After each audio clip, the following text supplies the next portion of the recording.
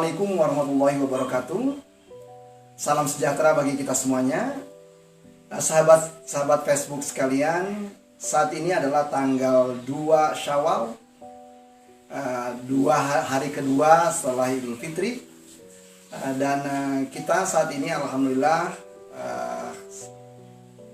akan membahas tentang pertanyaan-pertanyaan dari para peserta, khususnya peserta-peserta kuliah daring psikologi pemaafan yang cukup banyak. Pemaafan, ya saya tahu Kang Asep bahwa saya harus melepaskan, tapi caranya gimana? Saya tahu bahwa saya harus melepaskan kaitan-kaitan yang tidak nyaman pada diri saya, tetapi gimana caranya? Saya tahu bahwa saya perlu membuang emosi-emosi yang negatif itu, tetapi bagaimana caranya?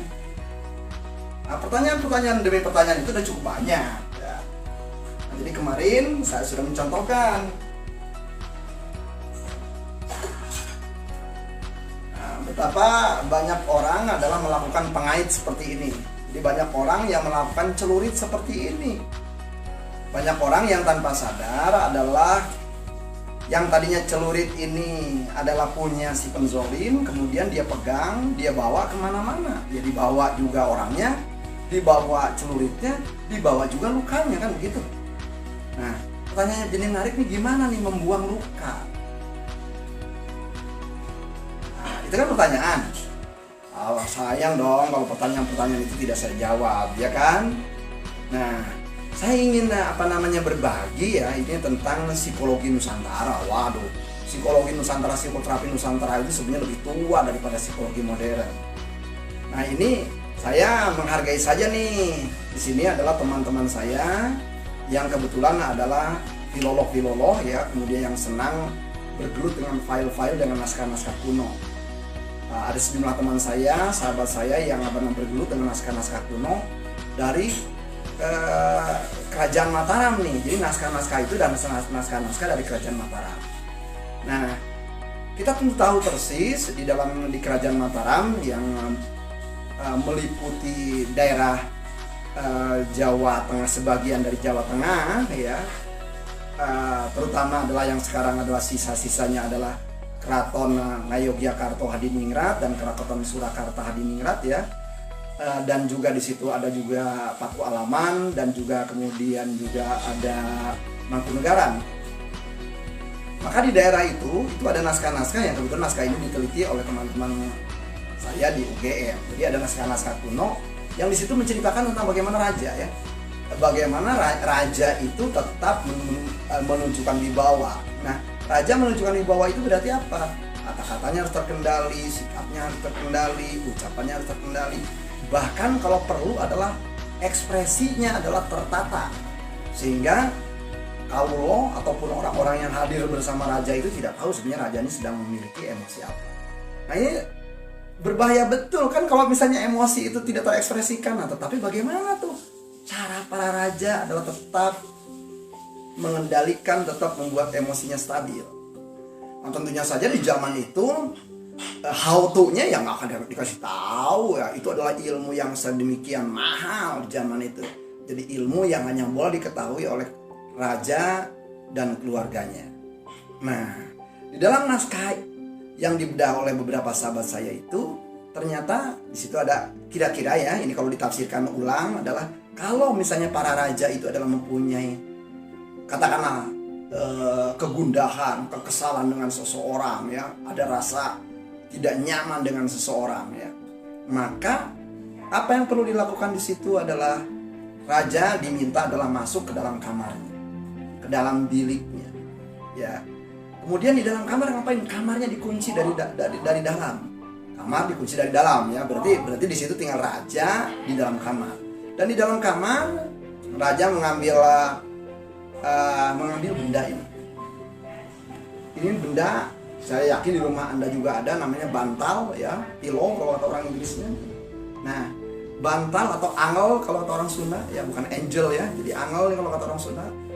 Nah, bantal, angel, pillow seperti ini adalah tools yang diceritakan di dalam naskah itu. Lalu harus ngapain? Raja mengambil lontar, kemudian mengambil tulisan ya, jadi mengambil alat atau pena untuk menulis di lontar, Kemudian apa yang ditulis? Tulislah di situ nama orang yang dia katakanlah bikin dongkol, bikin sebel, bikin kesel dan segala macam. Lalu apa? Tulislah itu. Jadi kalau misalnya zaman sekarang kan nggak lucu ya, ambil aja kertas. Nah, ambil kertas nih. Karena Anda nggak suka dengan si X, tulis di sini X. Anda nggak suka tulis si Y, Anda tulis Y. Anda nggak suka dengan si Z, Anda tulis Z, gitu kan? Anda nggak suka dengan A, tulis A. Anda nggak suka dengan W, misalnya tulis W. Anda nggak suka dengan M, Anda tulis M, kan gitu ya. Nah, kemudian simpan itu, ditaruh di atas bantal. Kemudian kata naskah bahwa bayangkan orang itu, jadi seiring dengan si raja ini nulis itu, bayangkan bahwa di situ ada orangnya, ada wajahnya, ada kelakuannya, bayangkan. Nah, kemudian rasakan tubuh Anda seperti apa. Apa tiba-tiba misalnya saja sensasi fisik yang muncul. Oh, ternyata ada deg-degan. Oh, ternyata ada misalnya saja perut sakit. Oh, ternyata misalnya saja ada suhu tubuh panas. Nah, setelah itu apa? Di dalam naskah dikatakan bahwa akui saja ada rasa itu. Oh, seiring dengan aku mengingat peristiwa ini, kelakuan orang ini, ucapan orang ini, kemudian ada rasa nyesek di dalam badanku, kemudian ada rasa seperti sembelit di sekitar perutku, ada rasa hangat yang menyebar dari leher ke atas. Itu diakui dulu. Jadi apa yang dialami, kemudian disadari, kemudian apa? Dibicarakan, diungkapkan dalam bentuk kata. Setelah itu kemudian adalah nerimo. Nerimo itu apa? Aku terima rasa ini adalah menjadi bagian dari diriku. Tapi ini rasa ini adalah bukan diriku yang sebenarnya. Aku terima bahwa aku merasakan rasa ini dalam diriku, tetapi aku bukanlah rasa ini. Nah, setelah itu apa dalam naskah yang menjadi menarik? Kemudian apa yang terpikirkan di dalam benak? Kata-kata apa yang terpikirkan di dalam benak, bahkan apa yang pengen diucapkan, jangan ditahan-tahan, lepaskan. Sehingga di situ sangat mungkin adalah ada terpikir oleh kita kalimat-kalimat tertentu, ucapan-ucapan tertentu yang bisa jadi tidak pantas, sangat tidak pantas kalau diomongkan langsung. Tapi di dalam naskah itu kalimat seperti itu gak ada kandungan di dalam benak. Dan kalimat itu adalah udah menjadi boleh dikatakan toksik, racun yang berputar-putar di dalam benak. Nah, racun seperti itu gak akan berhenti selama dia tidak dikeluarkan. Jadi cara gimana? Omongin kalau mau diomongin. Nah, berarti ngomongnya kayak gimana? Yang ngomongnya harus sesuai, harus selaras, harus kongruen. Masa ngomong begini, diancukon, nah klop, diancukon, nah kan klop itu. Misalnya ada yang ngomong begini, asu tenan, nggak pantas. Jadi harus kongruen, asu, cocok. Nah, jadi semakin namanya terekspresikan sesuai dengan antara nada kata dan ekspresi gerak-gerik, itu adalah sama dengan Anda sedang mengeluarkan. Ya, mengeluarkan apa? Yang kadung udah nempel di dalam benak. Jadi kalau kayak tadi tuh mengeluarkan yang udah kadung nih, ini udah ada di dalam benak, ini nggak bisa dikeluarkan dengan energi yang pada waktu nancepinnya katakanlah menggunakan 30 joule, ya melepaskannya ya harus melampaui dari 30 joule supaya pelepasnya gampang keluar. Kalau dengan tenaga yang sama ya dia cuma diem aja, kira-kira begitu. Nah, sehingga cara-cara seperti ini bayangkan itu ada di dalam naskah para raja, naskah yang hanya diketahui atau boleh diketahui oleh para raja. Dan kelak teknik ini adalah kemudian kita kenal di barat sana oleh Fritz Perls ya dengan sebutan gestalt terapi. Kenapa gestalt? Karena tadi supaya selaras. Selaras itu artinya apa? Utuh, lengkap, whole. Karena itu bahasa healing atau sembuh. Sama juga kalau kita pelajari dari unsur bahasa, ada dari kata whole. Whole itu artinya apa? Utuh. Ya, utuh, lengkap. Nah, supaya diri kita ini lengkap antara pikiran, perasaan, ucapan, dan tindakan, maka penting bagi kita untuk menyelaraskan. Dan teknik pilo dari para raja di Nusantara ini itu adalah naskah itu katanya sih sekitar abad 17-an. Bayangkan, psikologi modern kan baru di abad 20 ya. Jadi baru kita lihat dari abad 17, berarti 300 tahun, 3 abad sebelum psikologi modern sudah ada teknik-teknik psikoterapi seperti ini di masyarakat. Kita perlulah malu bahwa walaupun itu dari masyarakat kita sendiri ya, justru kita bangga bahwa masyarakat kita sendiri sudah punya sebuah teknik yang jitu dan itu dilakukan oleh para raja. Dan kemudian di dalam naskah itu dinyatakan adalah sampai kapan? Oh, simple. Sampai Anda mikirin kalau ngelihat gambar lagi,